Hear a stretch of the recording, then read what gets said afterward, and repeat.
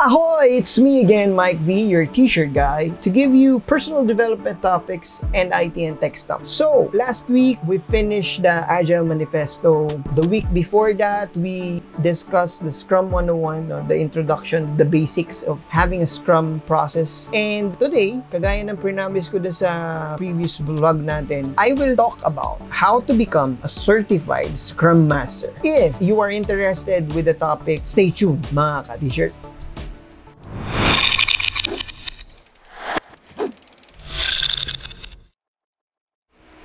Okay, nandito na tayo for another topic, no?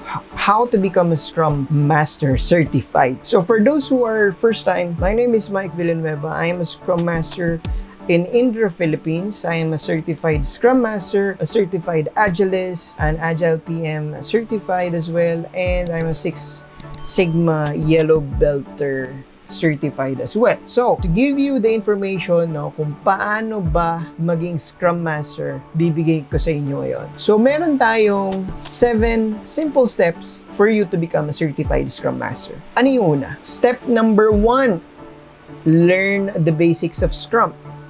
Kung napanood nyo na yung mga videos ko, sa tingin ko, meron na kayong basic, no? Okay na tayo doon sa number 1 na basics. Kung hindi mo pa napapanood yung videos ko regarding Scrum, I will post it in the description box, or makikita nyo yung lumalabas-labas dito sa taas na portion ng screen ko. Click that and lalabas yung playlist. Okay? Yan yung una. Alamin mo muna and familiarize mo muna kung ano ba talaga yung Scrum. Para rin ma-appreciate mo kapag ka nandun ka na sa training, familiar na sa akin yan. Nabasa ko na yan, napanood ko na yan, di ba? So, mas maganda familiar ka muna dun sa mga terms, no? Kahit hindi pa ganun kalalim yung kaalaman mo, since very theoretical naman yung mga tinuturo around the YouTube and around the websites. Para sa akin, ma-familiarize mo lang kung ano yung basic at ma-familiarize mo lang kung ano yung mindset na dapat, which is yung Agile Manifesto. Sa tingin ko, it's okay na. Pwede ka nang maging Scrum Master. Yun yung first step natin.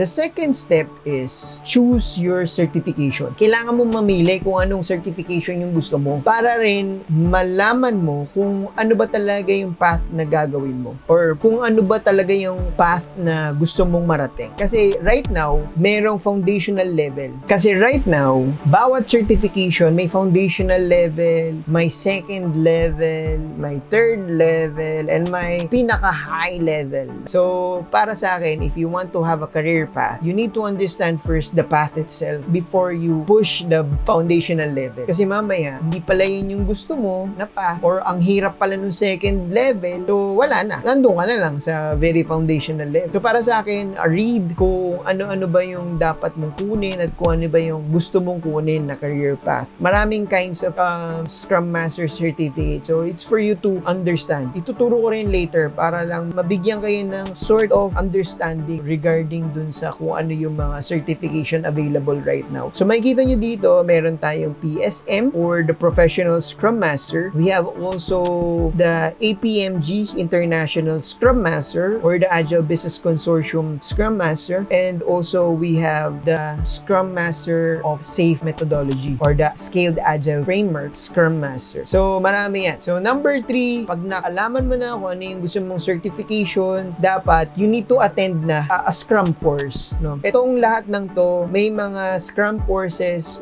with certification already. So, ibig sabihin, matatraining ka na, at the same time, nasa package na rin na mag-take ng exam for a certification. Itong dalawa na to, itong si PSM at saka si Scrum Master ni APMG, wala pong expiration. One time, big time to. Okay? While the CSM of Scrum Alliance and the Scaled Agile Framework na Scrum Master, renewable. Ibig sabihin, hindi siya forever. Kailangan mo siyang i-renew every once in a while. So, mamaya ituturo ko yan. Then, you need to prepare at least 35,000 to 45,000 or more or less $600 to $950. So, that's the amount right now in the market. Magbabago yan. Depende kung ano yung nangyayari sa situation natin right now. Kasi, hindi sila face-to-face eh. So, more on, interactiveness through websites and webinars. So, para sa akin, bumaba yung mga certification certification course, no? It's better for you to have one right now kasi kung dati nakukuha ko yung certified Scrum Master ng around 36 to 40,000, mga ganon. Ngayon, nasa 33,000 na lang. So, malaking discount right now kasi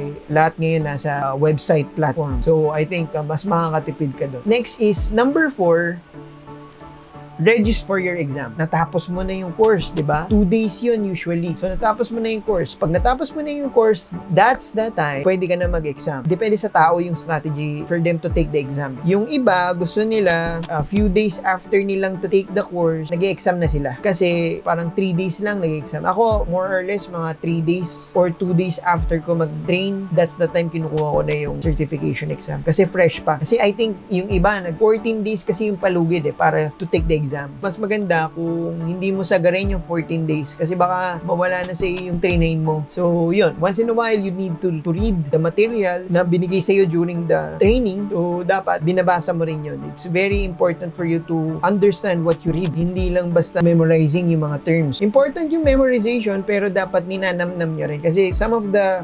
examination questions, hindi siya ganun ka-vivid. Hindi kagaya nung iba na may mga keywords sila na nilalagay sa mga questions. No, it's more of how you understand talaga yung mga bagay-bagay na binasa mo. And then, step number 5, study for your exam. So, ito na yon. So, i-review mo lahat ng materials.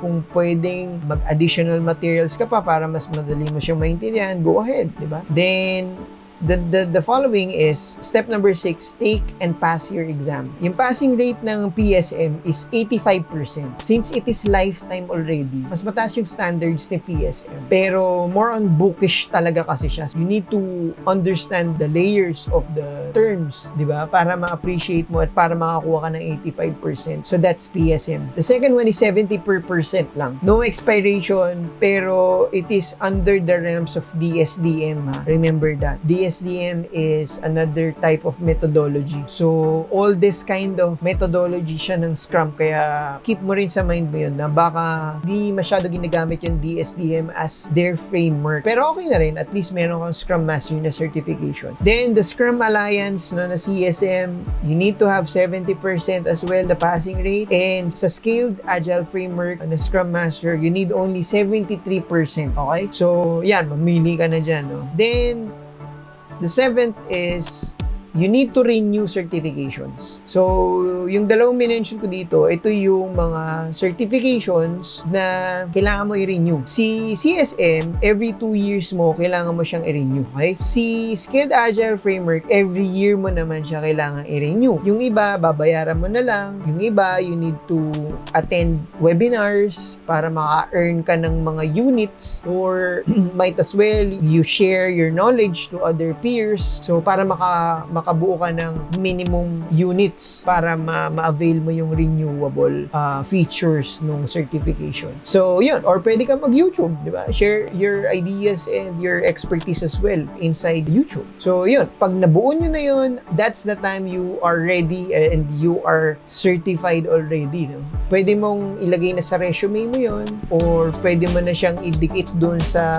pangalan mo kagaya nung pinakita ko previously, di ba? Na may mga extensions na yung mga pangalan nyo. So, yun yung nilalagay natin sa LinkedIn, di ba? Ang astig, hindi ka doctorate degree holder, pero you have extensions because you are specializing as well certain craft.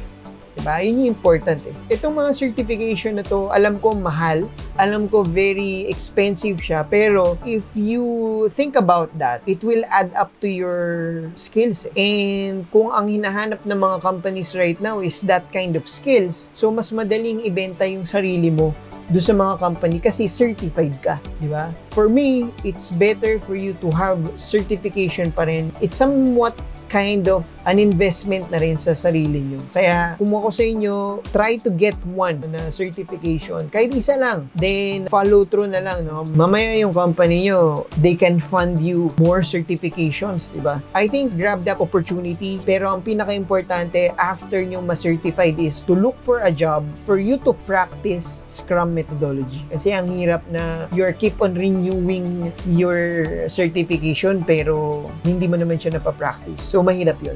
So, dapat you need to find a job related to your specialization para mas magiging credible palalo yung profile mo sa mga job hunters. So, yun. Kung very useful to, comment down below. If you have questions pa regarding this certification, well and good, comment lang kayo. And then we will try to answer everything in a matter of days to come. So, if you think that this video is very useful to you, please like, share, and subscribe sa t-shirt guy para maparami pa natin yung mga ka-t-shirt natin, no? So, I think that's it, and stay safe everyone, and see you on the next t-shirt guy vlog.